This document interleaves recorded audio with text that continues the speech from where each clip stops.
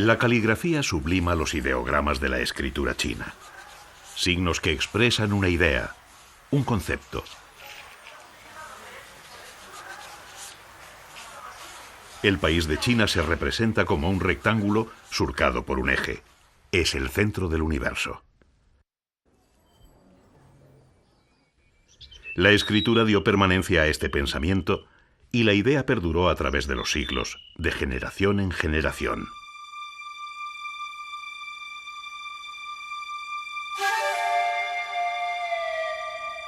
Quizás este estímulo impulsó, en los más antiguos tiempos, a sus habitantes a alcanzar un alto grado de civilización. La filosofía y el pensamiento alumbraron en el siglo VI a.C. los caminos intelectuales de China, y las palabras de Confucio y Lao Tse, alentadas por el viento, se refugiaron en la memoria de los hombres.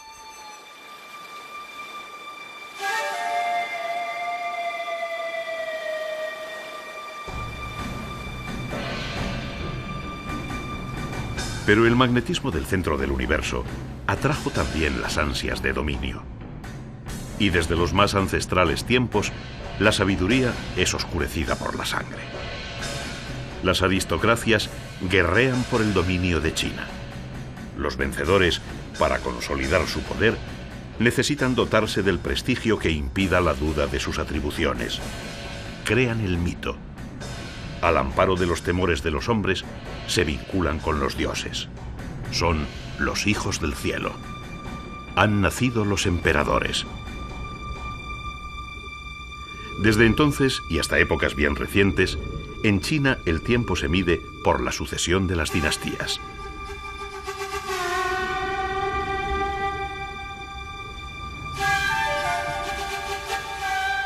Conquistado el centro del mundo, los emperadores encierran su codiciado botín. En el siglo III a.C. construyen una gran muralla de 3.000 kilómetros y China se pliega hacia adentro. Las murallas serán reconstruidas a lo largo de los siglos.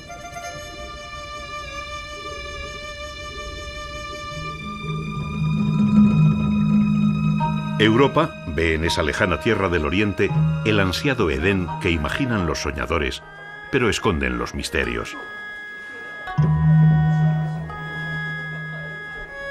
En pos de la seda, de la porcelana, de la laca y de las especias de China, se construyen los caminos que unen a la humanidad conocida. La antigua ruta de la seda abre a los extranjeros el cofre de las riquezas. A su reclamo acuden exploradores y mercaderes. En la Edad Media llega a China el veneciano Marco Polo, que describe sus experiencias en este país titulándolas El libro de las maravillas del mundo. En los siglos posteriores, el ansia de las grandes potencias europeas intenta saciarse con una China debilitada y parcialmente colonizada. La reacción de los ciudadanos chinos en el siglo XX para recuperar su tierra les llevará por nuevas sendas señaladas por Mao Zedong, y el país se protege tras un fuerte muro ideológico. Hoy, en el siglo XXI, tras múltiples vicisitudes históricas, las puertas de China nuevamente se entreabren. El centro del universo habla tras años de silencio e incita al extranjero a su conocimiento y disfrute. Su voz recoge los ecos de su inmemorial cultura. También esta nación de cerca de 10 millones de kilómetros cuadrados y 1.300 millones de habitantes expresa su sed incontenible de desarrollo mientras reclama su lugar en el futuro del mundo.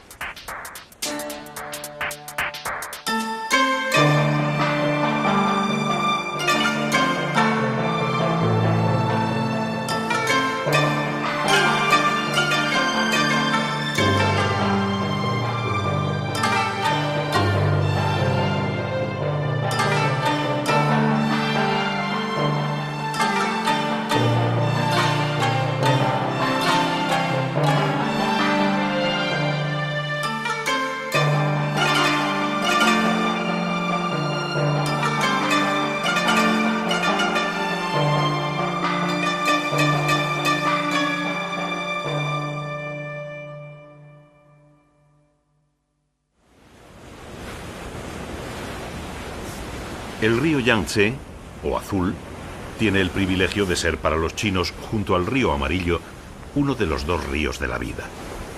Las aguas de su cuenca fertilizan ingentes tierras y sostienen la economía agrícola de China. Pero cada cierto tiempo el Yangtze abandona el apacible discurrir de su cauce para mostrar que la vida también se surte de inesperadas sorpresas que le hacen deambular al albedrío de desenfrenadas pasiones. Desde tiempos muy antiguos, los chinos acometen colosales obras de ingeniería hidráulica para controlar la vehemencia del Yangtze.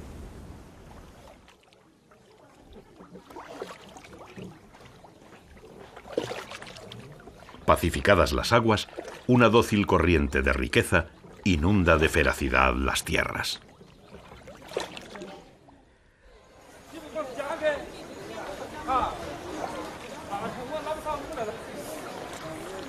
Al amparo de los afluentes del Yangtze, canales, lagos y regadíos, crecieron pueblos como Zhouzhuang, una antigua aldea de pescadores y agricultores que en la actualidad ha transformado su forma de vivir para ofrecer al viajero el relato de sus tradiciones.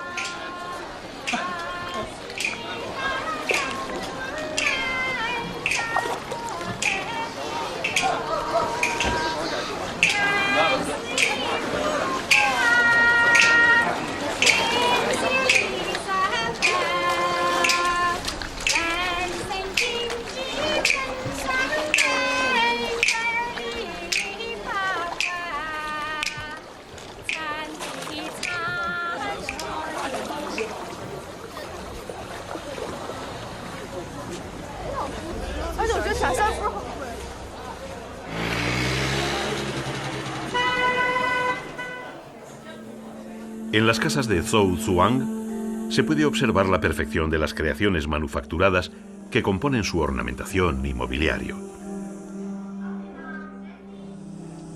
Los artesanos elaboran refinadísimas obras de arte de todo tipo y condición con cualquier material, siguiendo técnicas muy antiguas. Su gran sabiduría y, ante todo, gran paciencia recuerdan que nos hallamos en el país de los inventos. El compás, la brújula magnética, las cerillas, el sismógrafo, el papel, la tinta, la imprenta, la pólvora, el papel moneda.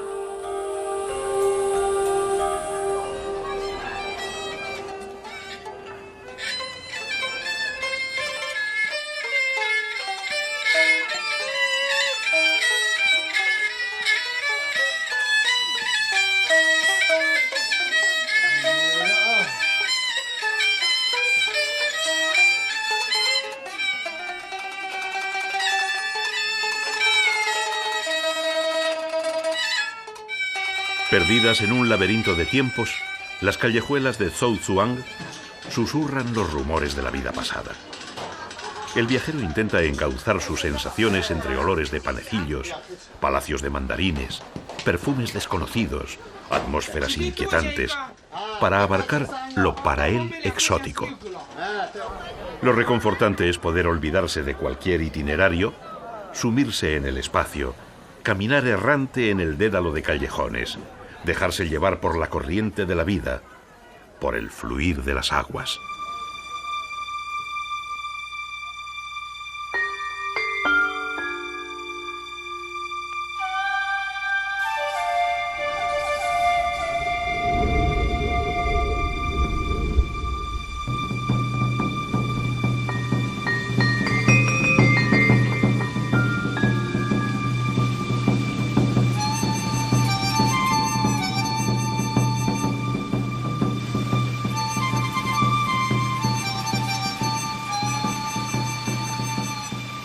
Ríos y lagos no solo fertilizan las tierras, también fecundan los cultivos de la imaginación.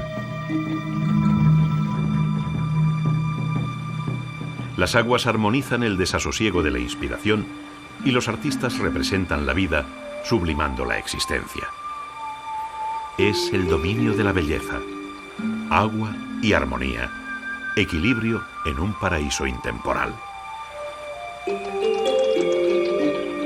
El lago occidental, también llamado Lago del Arte, envuelve de poesía, silencio y abstracción la ciudad de Hangzhou, entre evocadores nombres como Colina de la Soledad, Pabellón de la Luna de Otoño en el Lago Tranquilo, Colina de la Piedra Preciosa.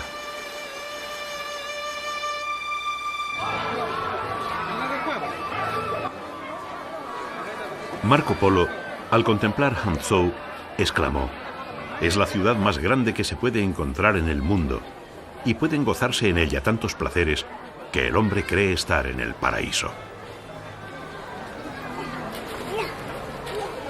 Luego, los avatares de la historia destruyeron una buena parte del patrimonio cultural de la ciudad. Los diversos conflictos del 19, la ocupación japonesa en la Segunda Guerra Mundial y la llamada Revolución Cultural de fines de los años 60, cuando el dogma excluyente se apoderó de la revolución, frustrándola, denostaron la ciudad predilecta de los artistas.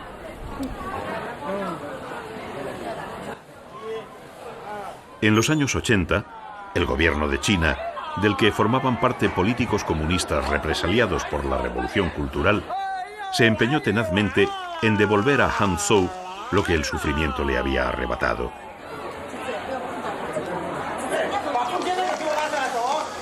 Ciudad de parques, farmacias tradicionales de medicina china, casas de té, Hangzhou recupera su esplendor de antaño y rememora en sus bazares las palabras de Marco Polo.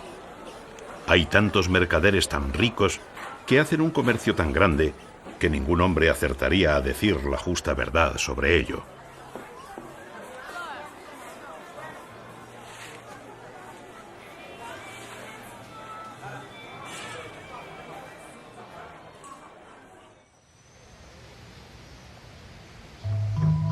En las cercanías del lago existe un monte que vino por el aire desde la India.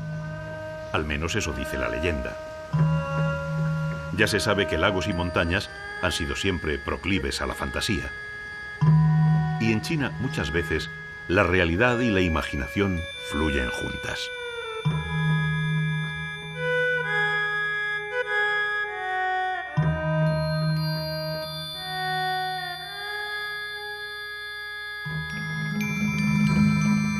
En el Feilaifeng, el monte que llegó volando, la piedra esculpida moldea impresionantes esculturas budistas que verifican la fábula.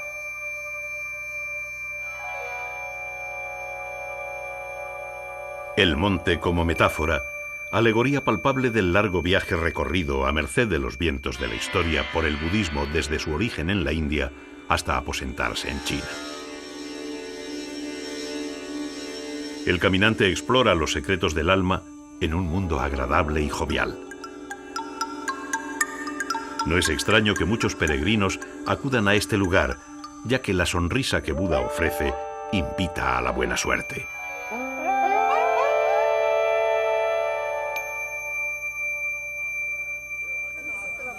Al final del sendero se halla el templo Lingjing, templo del refugio del alma.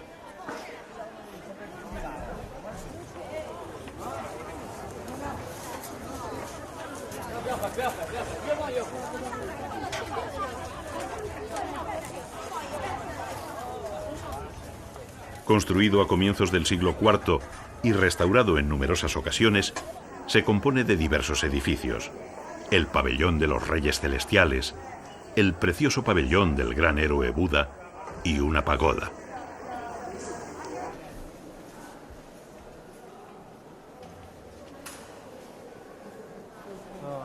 El murmullo de las plegarias resuena entre las imágenes de Buda, de la divina Guanyin, diosa de la misericordia, de los guardianes y de los demonios sometidos por un Buda plácido y vencedor.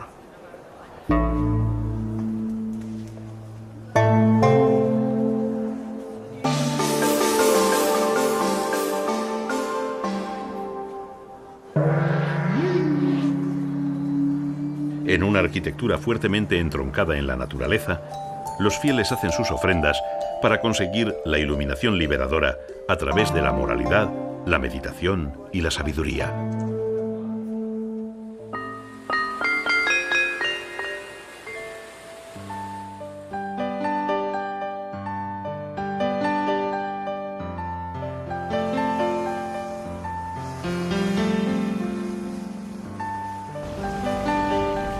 El río Yangtze, fatigado tras más de 5.800 kilómetros de camino, recibe, antes de entregar su poderoso caudal al mar, el impulso de los ríos Huangpu y Wusong, que le ayudarán a formar un gran delta en la desembocadura. En la convergencia de estos afluentes surgió la gran ciudad fluvial de Shanghái. Comunicada a través de sus ríos con el Yangtze, que le abre al interior y al mar, es uno de los puertos más importantes del mundo.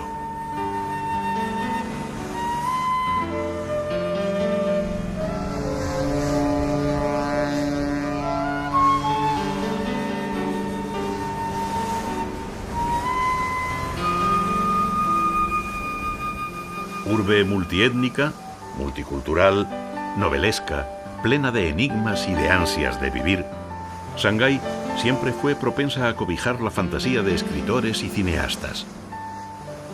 Su nombre evoca una atmósfera de misterio, personajes oscuros, pasión y tragedia. La Dama de Shanghái, El Expreso de Shanghái, Orson Welles y Joseph von Estenberg y sus amadas Rita Hayworth y Marlene Dietrich colaboraron a teñir de intriga y sensualidad el nombre de la ciudad. Ficción y realidad se entreveraron en los muelles y en las calles, que guardan la huella de los aventureros sin fortuna, marinos, soñadores clandestinos, revolucionarios, espías, falsos aristócratas, comerciantes, agentes de servicios secretos, gángsters, cantantes, artistas, que vagaron por Shanghái en busca de saciar su insatisfacción de la vida.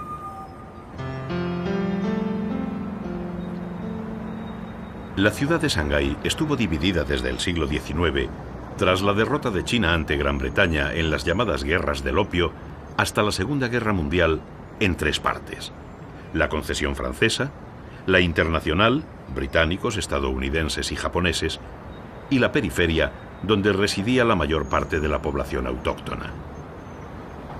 La aduana de Shanghái durante este periodo queda bajo el mando de los extranjeros, que tienen su propia policía y solo pueden ser juzgados por las autoridades de sus respectivos países y no por la justicia china. La etapa colonial fue especialmente amarga para los ciudadanos chinos de Shanghái. A comienzos del siglo XX, en uno de los jardines de la ciudad, el parque Huangpu, podía leerse un oprobioso cartel que prohibía la entrada en el recinto a perros y a chinos.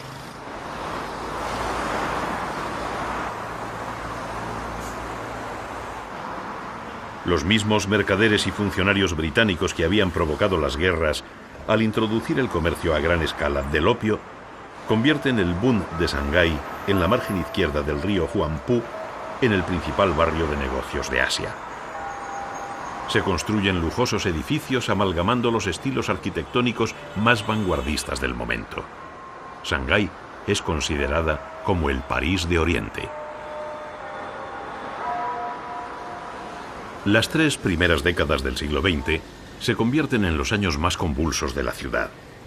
Entre casas victorianas, rascacielos, bancos, lujosos hoteles, salas de fiesta, se mueven intriga, dinero, violencia y la asombrosa cantidad de 30.000 prostitutas, muchas de ellas confidentes o agentes secretos.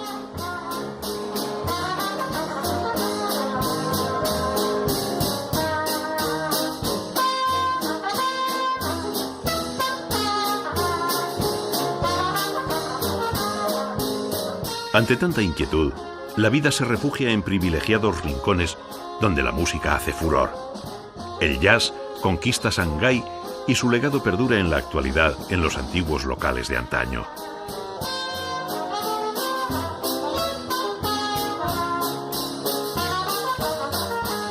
Orquestas chinas de gran prestigio internacional amenizan las veladas de Shanghái. El jazz cura las heridas de la época colonial, vinculando la ciudad del pasado con la del esperanzador futuro.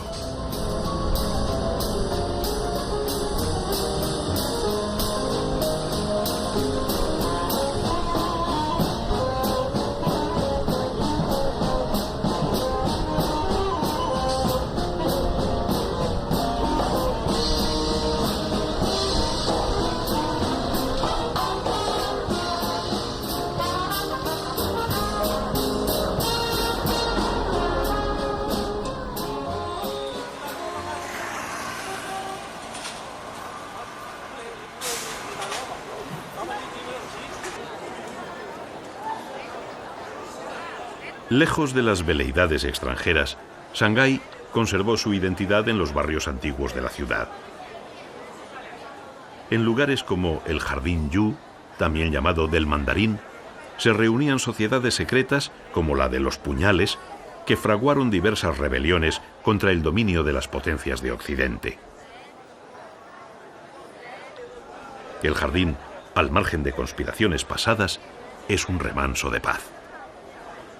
Dragones, que simbolizan la buenaventura, animales mitológicos, guerreros ancestrales, protegen el recinto.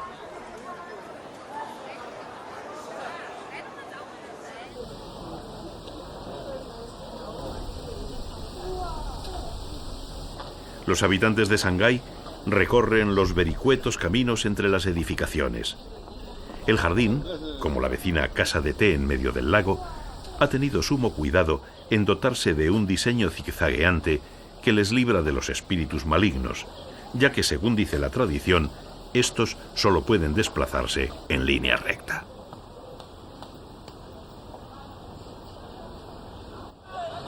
En los contornos del jardín, la ciudad antigua se sume en una vertiginosa e incesante actividad. El templo de los dioses de la ciudad, convenientemente restaurado, se ha transformado en un gigantesco bazar donde se encuentran raigambre y modernidad.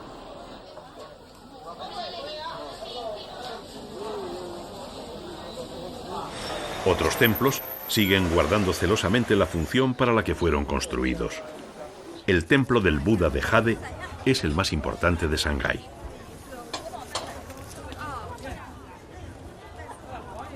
Las campanillas que asustan a los espíritus malignos, la efigie de un Buda triunfante sobre los demonios y las esculturas de los guardianes reciben a los visitantes y promueven el fervor religioso.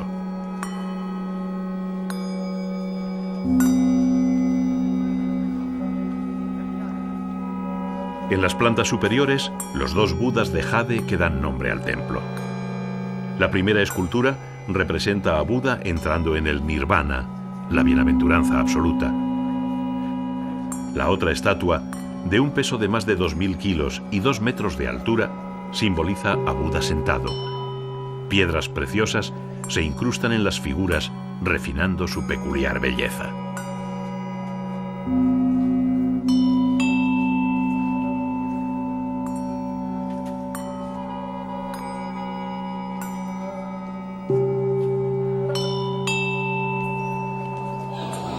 Los barrios tradicionales de Shanghái mantienen a duras penas su fisonomía ante el amenazador empuje de la modernización. Las siluetas de los nuevos rascacielos rodean la vieja urbe, que sin embargo sigue con su bullicioso ir y venir de gentes.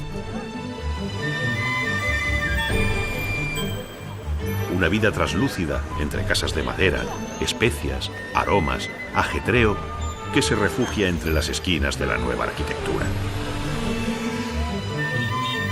Una cotidianeidad en la que el viajero recobra el placer de mirar, de escuchar, de oler, de paladear, de sentir el ambiente popular de la antigua China que se transforma.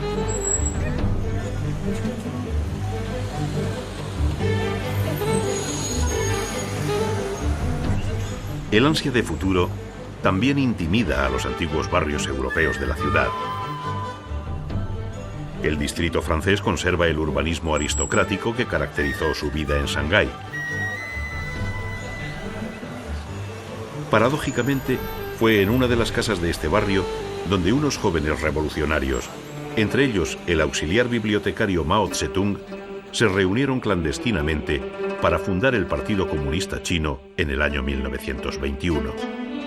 Tiempo después, traicionados y perseguidos por sus antiguos aliados nacionalistas del Kuomintang, los comunistas supervivientes de la masacre inician en Shanghái la larga marcha que les llevó a recorrer 23.000 kilómetros del territorio chino.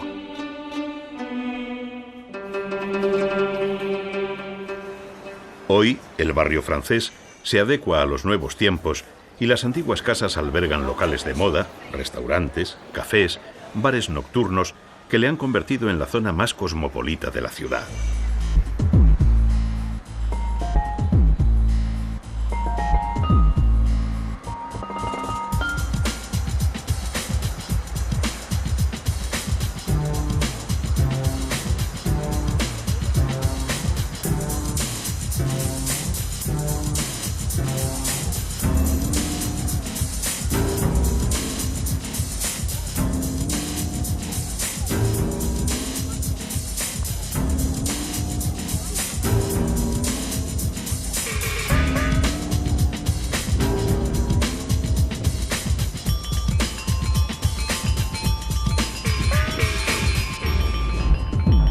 Tras tantas vicisitudes pasadas, el protagonismo en el Shanghái del siglo XXI lo acapara su modernidad. Altísimos rascacielos se aprestan para recibir majestuosamente al futuro.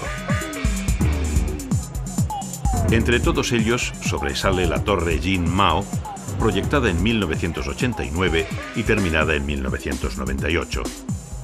Con sus 421 metros de altura, es el rascacielos más alto de China y el cuarto del mundo.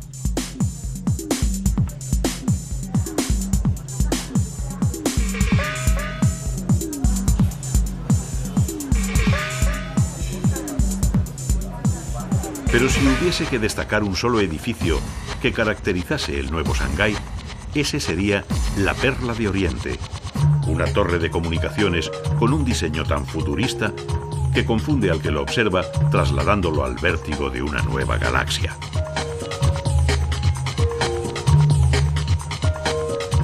La arquitectura se convierte en símbolo de la nueva China, escaparate de la radical transformación sufrida por el país en los últimos 20 años. Las nuevas generaciones ven con normalidad lo que las antiguas contemplan con incredulidad y sorpresa. El asombro no termina ahí. Shanghái tiene el tren de más alta velocidad del mundo. Ayudado por el magnetismo de sus vías, los vagones prácticamente vuelan.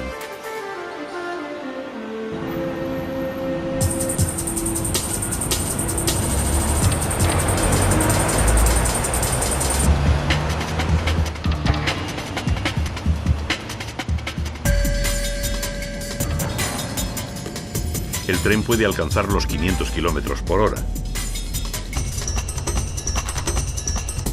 La ciudad se proyecta fugaz en una vertiginosa pantalla.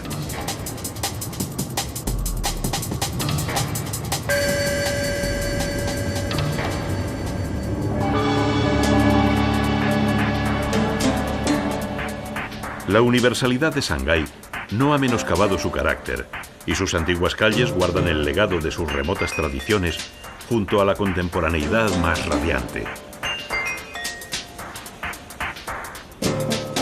Shanghái es confluencia de espacios y tiempos diversos, ajetreo constante de gentes prestas a disfrutar de la aventura de la vida, lugar de encuentro en el pasado y en el presente de todo tipo de culturas, de músicas, de lenguas, de razas. Shanghái, ciudad de ciudades.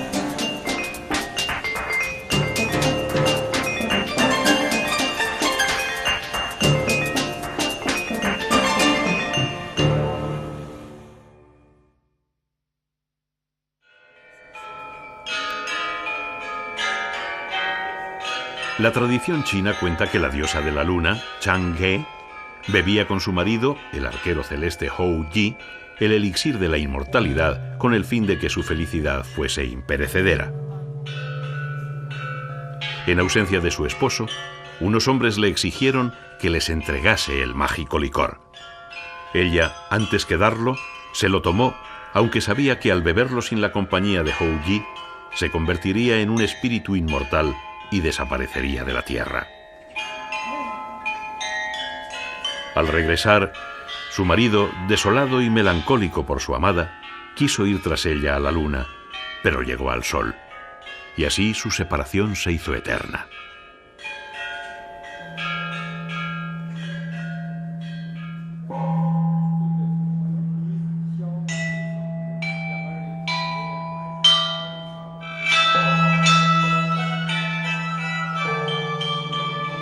Igual que la luna y el sol, que la diosa Chang'e y Hou Yi, la civilización europea y la china parecen mirarse permanentemente sin poder superar el abismo existente entre ellas.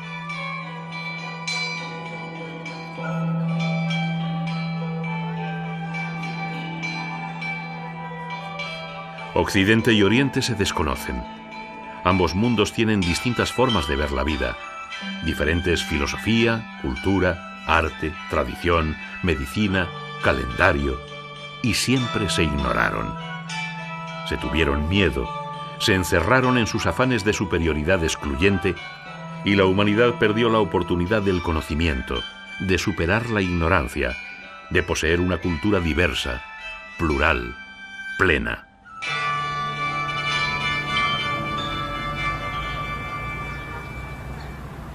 Solo en algunos lugares privilegiados se produjo el encuentro. Uno de ellos es la ciudad de Xi'an, en el interior de China, principio para Oriente o final para Occidente de la ruta de la seda.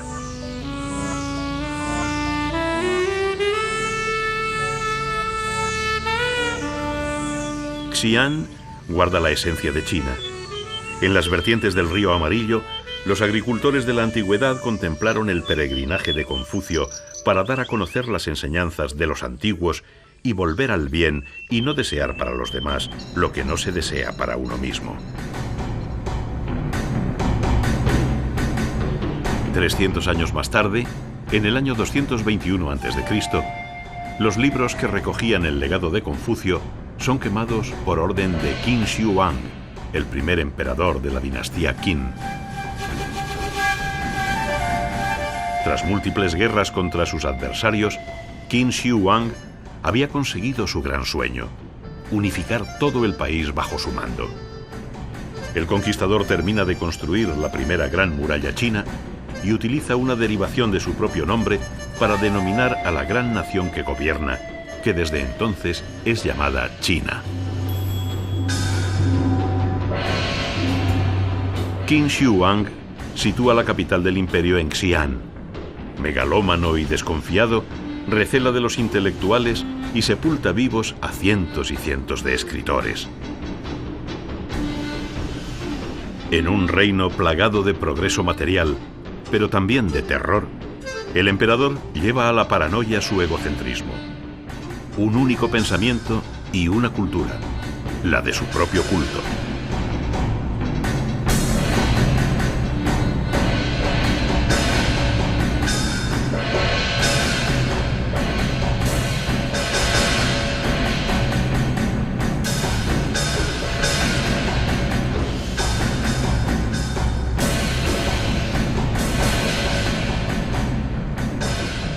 La búsqueda de la inmortalidad obsesiona a Qin Shi Huang, que durante toda su vida sufre la agonía de intentar disfrutar, como la diosa de la luna y el arquero celeste, del elixir de la vida.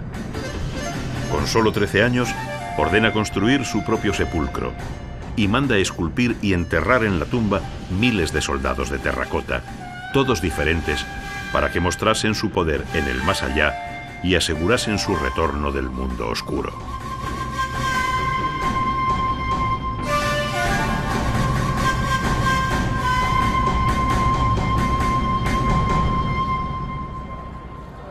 El futuro al que quiso controlar le deparó una triste paradoja.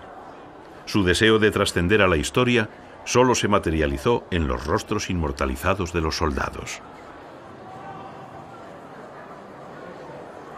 Esculpidos a tamaño prácticamente real, con alturas de entre 1,80 y 1,95 de alto, las manos y los rostros se particularizan, mientras que para los cuerpos se utilizan moldes según las funciones que cumplían: generales, arqueros, aurigas, funcionarios.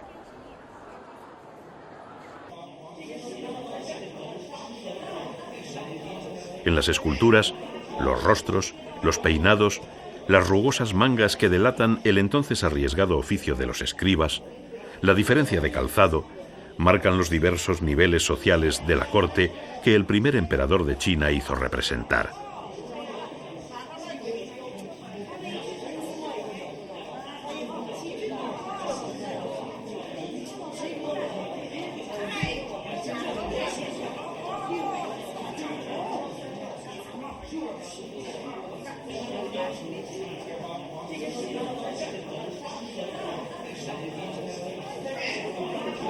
Numerosos arqueólogos de todo el mundo trabajan en la actualidad restaurando las figuras, preservando los colores, rescatando con paciencia, limpiando con esmero hasta los más nimios detalles.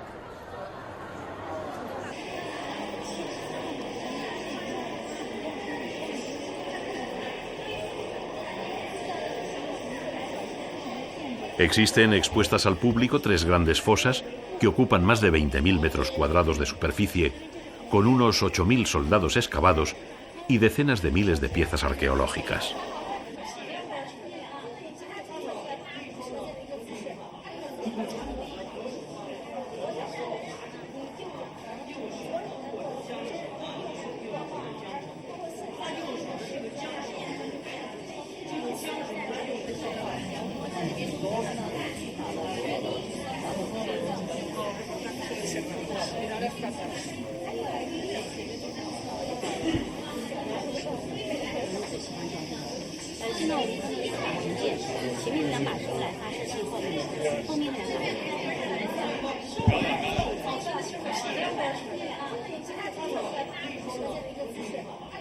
Desaparecida bajo la tierra durante cerca de 2.200 años, esta singular maravilla, su resurrección fue posible gracias a las manos de unos campesinos de la zona que en el año 1974 excavaban un pozo.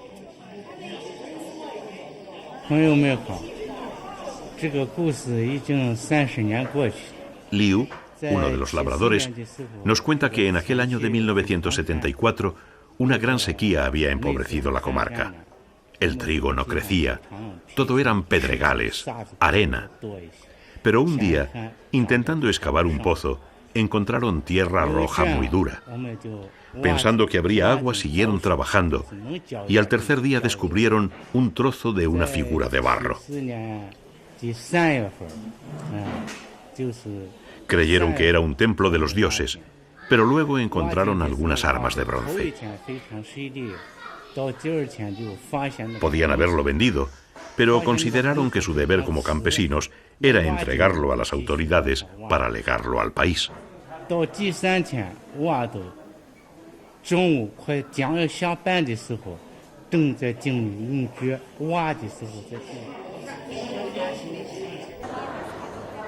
Un gran museo sirve de aposento a los miles de guerreros desenterrados y a los muchos miles aún por descubrir. La fascinación se produce por la ingente cantidad de esculturas, por la acumulación, por las proporciones gigantescas del museo, el más grande de China, más de 50.000 metros cuadrados construidos. Los guerreros de terracota están considerados como la octava maravilla del mundo de la antigüedad, y su gran valor artístico ha hecho que hayan sido declarados Patrimonio Cultural de la Humanidad.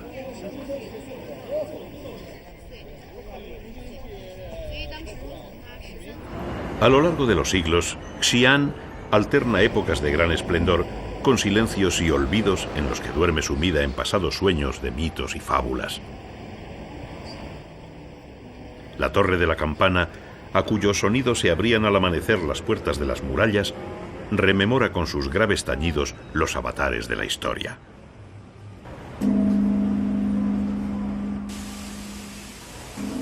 En la época Han, que sucede a la Qin, la cotidianeidad recupera su protagonismo y las cosas pequeñas de la vida procuran la mejor dicha de las gentes. En esta era se elabora la teoría de los 5 sabores en la cocina: dulce, amargo, picante, salado y ácido. La búsqueda del equilibrio y la armonía entre ellos caracteriza la gastronomía china.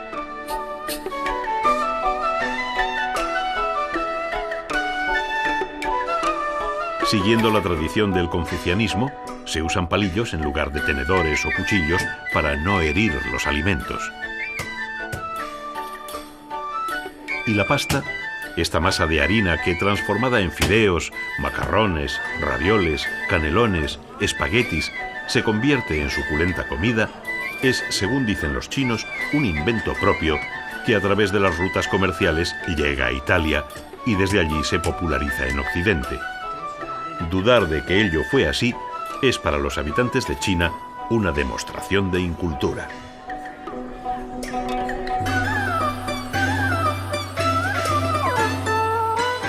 Tras un largo declive, los emperadores de la dinastía Tang, a partir del siglo VII, vuelven a situar la capital del imperio en Xi'an. La ciudad se convierte en el vértice de una China extensísima que ha añadido a sus dominios tradicionales los territorios de Siberia, Corea, Afganistán y Vietnam.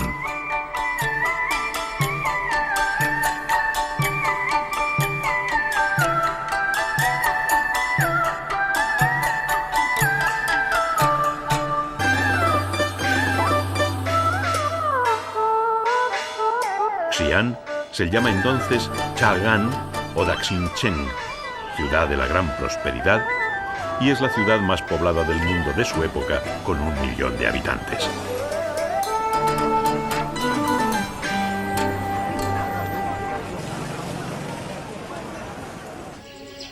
Lo que ampara la gran riqueza de la ciudad es el comercio, el intercambio de mercancías, de ideas, la mezcolanza.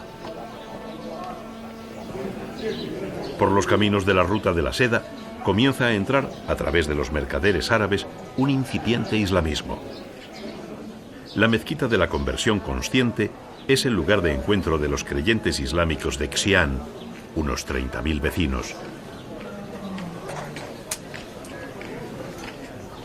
El Islam chino es conocido como Hui Hui Chiao y es la religión que siguen preferentemente los descendientes de los mongoles denominados Hui.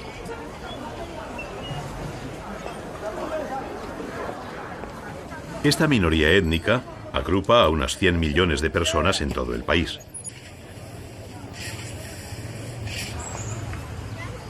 El barrio de los Hui emana un perfume singular de especias y henna. La gastronomía guarda una cierta diferencia con la tradicional china y emparenta con los gustos árabes.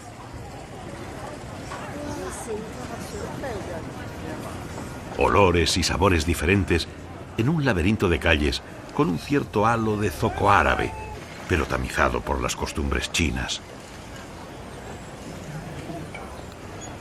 Curiosa simbiosis plena de tenderetes donde se pueden hallar pintorescos objetos y antigüedades de gran valor.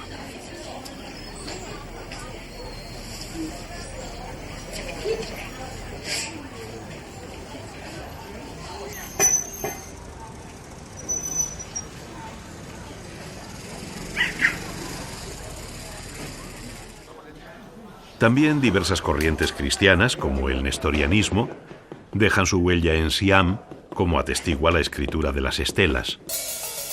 Pero es el budismo, arraigado desde tiempos muy antiguos en la India, el que se abraza indeleblemente a China. Conocido con anterioridad por los chinos, es en la época Tang cuando alcanza su máxima expansión, prendiendo definitivamente en sus sentimientos. Sabiduría, moralidad, meditación, introspección son puntos de encuentro con el confucianismo y fundamentalmente con el taoísmo, por lo que el budismo en China se particulariza en el sincretismo con estas ideologías. La pagoda de la Gran Oca Salvaje se construye para homenajear el regreso del monje chino Xuanzang de su solitario peregrinaje a la India.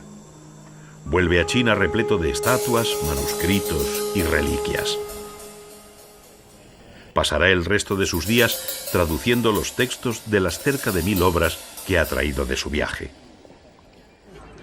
La Gran Pagoda pronto se erige en la más relevante escuela de traductores de textos sagrados de China.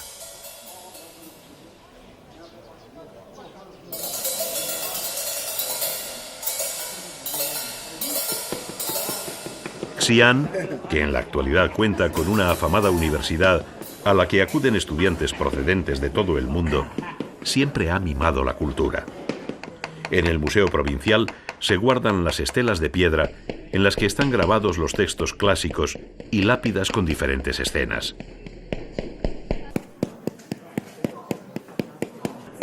Artistas de la zona reproducen los grabados para ofrecerlos a los visitantes.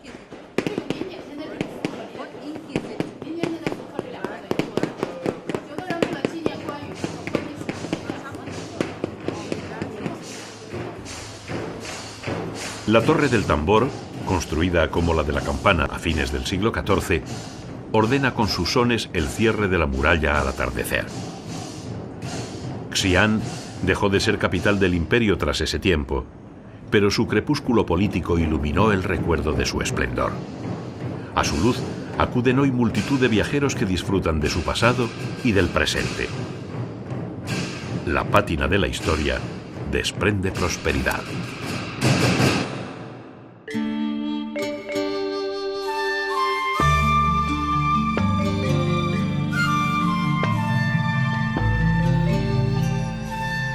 Pekín, Beijing, es inmenso. Todo es enorme, inabarcable, de dimensiones descomunales. Un territorio proclive a la épica, a los grandes hechos, a la permanencia.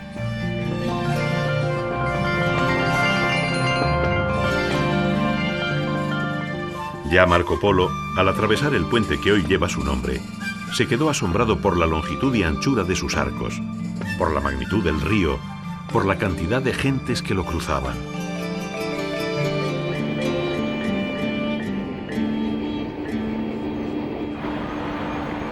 Su municipio se extiende a lo largo de casi 17.000 kilómetros cuadrados. 200 kilómetros cuadrados constituyen su centro urbano. La ciudad cuenta con 15 millones de habitantes. Las temperaturas son extremas y se mueven entre los 10 grados bajo cero en invierno a los 38 o 40 sobre cero en verano.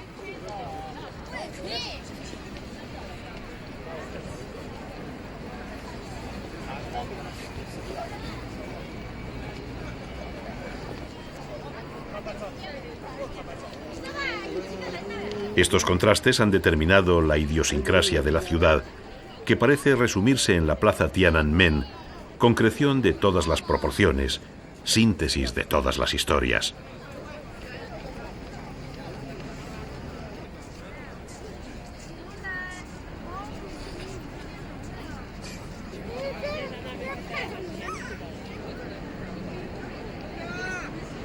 En su perímetro, el mayor de cualquier plaza del mundo, se unen el colosalismo con la sensibilidad, las grandes gestas con la minuciosidad, la historia con lo actual.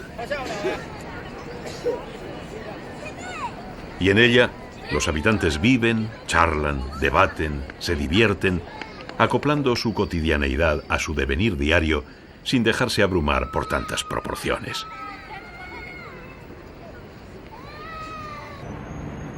El presidente Mao, consciente del valor simbólico de la plaza, ordenó su remodelación para que en ella pudiesen congregarse cientos de miles de personas. Quizás quiso con ello mitigar la perenne sombra que sobre el asfalto de la plaza proyecta la ciudad prohibida, el universo cercado de los emperadores que quisieron aislarse del mundo para construir un gran imperio desde sus deseos.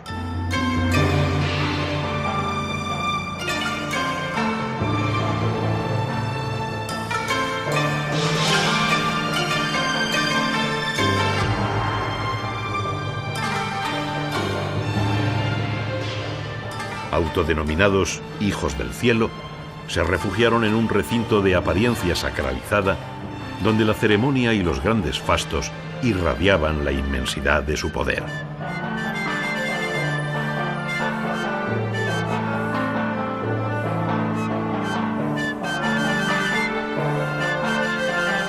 Las dimensiones son espectaculares.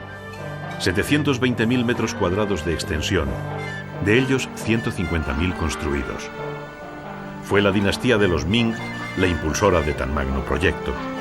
Desde entonces, 24 emperadores gobernaron a su capricho China durante 5 siglos, tiempo en el que la extensa residencia de emperadores, emperatrices y concubinas estuvo vetada a la población.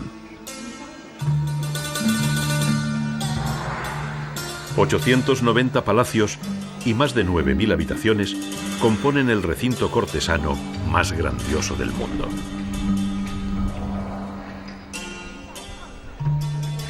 Grandes plazas sirven de solemne vestíbulo a la sucesión de mansiones de alegóricos nombres: Palacio de la Suprema Armonía, Palacio de la Perfecta Armonía, Palacio de la Armonía Protectora, los 3 palacios en los que se celebraban los grandes fastos: Palacio de la Pureza Celestial, Palacio de la Unión, Palacio de la Tranquilidad Terrestre.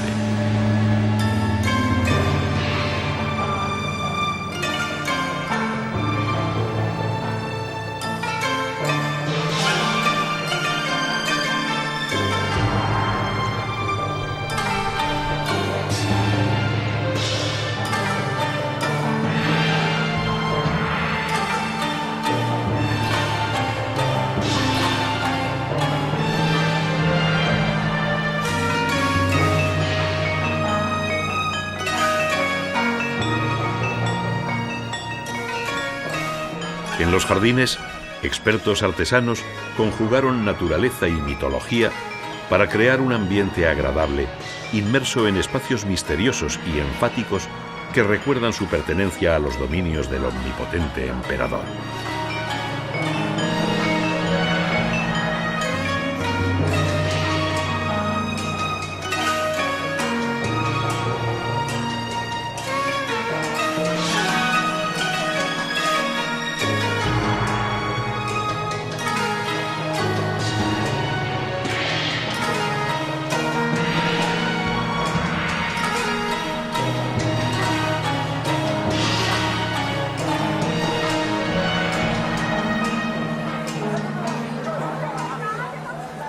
La influencia de la vida imperial tiñó de solemnidad también el Pekín extramuros, que contemplaba sumiso la soberbia de los emperadores.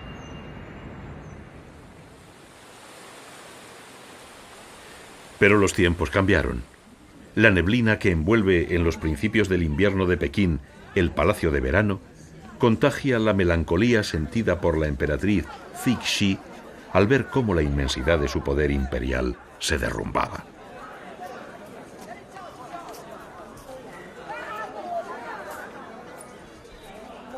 En 1888 manda reconstruir el antiguo palacio, residencia de los emperadores durante los veranos, que había sido saqueado y derruido por las tropas anglo-francesas. El jardín donde se cultiva la concordia, el nombre por el que son conocidos los terrenos donde se asentaba el palacio de verano, se remueve nuevamente para albergar la grandiosidad de los emperadores. Saqueado otra vez por el ejército colonial en 1900, el capricho de la emperatriz ordena que se rehaga de nuevo. Para las dos reconstrucciones, Cixi detrajo de las arcas del Estado el presupuesto de la Marina china que se estaba preparando para defender la independencia de su país y que queda empobrecida e inoperativa.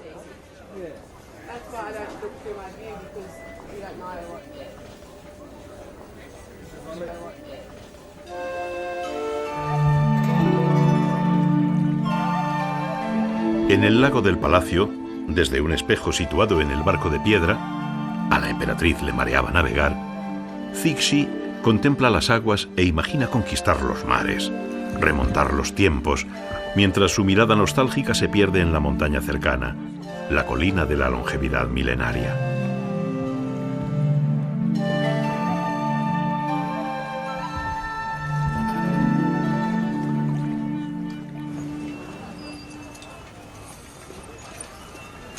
Pekín camina entre los recuerdos de la historia y el dinamismo del presente. Es viejo y joven, tradicional y vanguardista. Antiguas costumbres se refugian en el rincón de lo pintoresco ante el pujante avance de lo nuevo.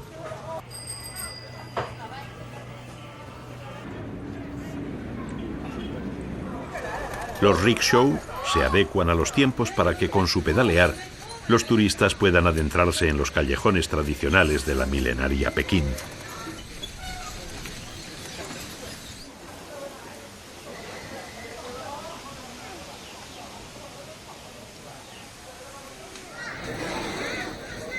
Barrios hoy en retirada ante el empuje de un urbanismo más amplio, limpio y ordenado. Muchas cosas en Pekín van dejando de ser lo que eran, pero todavía en algunos rincones la sorpresa del pasado espera al viajero. Lejos de las delicias de la comida china de los restaurantes, los puestecillos callejeros ofrecen rica comida a precios bajos.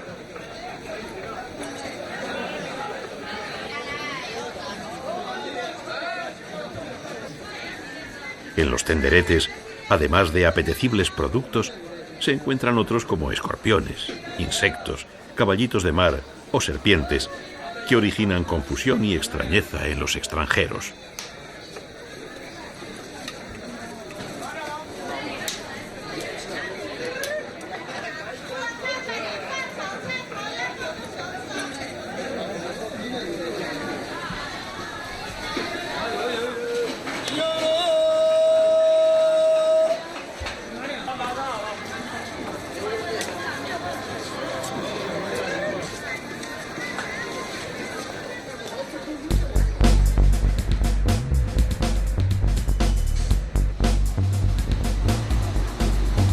¿Qué más da que el gato sea blanco o negro? Lo importante es que cace ratones. Esta frase es repetida constantemente por los chinos ante la pregunta de qué sistema económico practican. La convivencia de una simbiosis comunista-capitalista supuestamente contradictoria no parece preocupar a los habitantes del inmenso país. Un gran desarrollo, los logros en el tremendo desafío de alimentar a tan numerosa población, en acabar con la pobreza, hacen que el futuro sea visto por los ciudadanos chinos con optimismo. Lujosos rascacielos, grandes obras públicas emergen por el umbral abierto de la muralla que fue China para Occidente. Mientras las puertas se abren, el viajero a China asiste a un apasionante e irrepetible proceso histórico. Además, se sumerge en una forma de ver la vida diferente, una filosofía distinta, una geografía abrumadora. En definitiva, en la inabarcable cultura de un gran país.